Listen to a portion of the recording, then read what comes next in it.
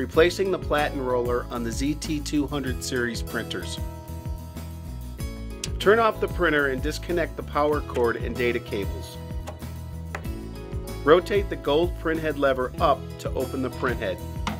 Insert a ballpoint pen into the slide hole and move the gear cover toward the back of the printer. Turn the inner and outer lock tabs of the Platen roller assembly toward the front of the printer. Lift the old Platen assembly out.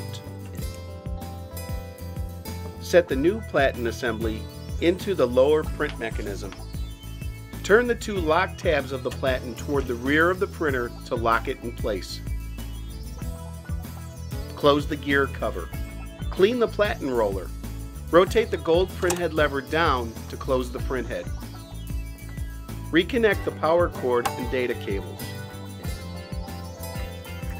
Turn on the printer.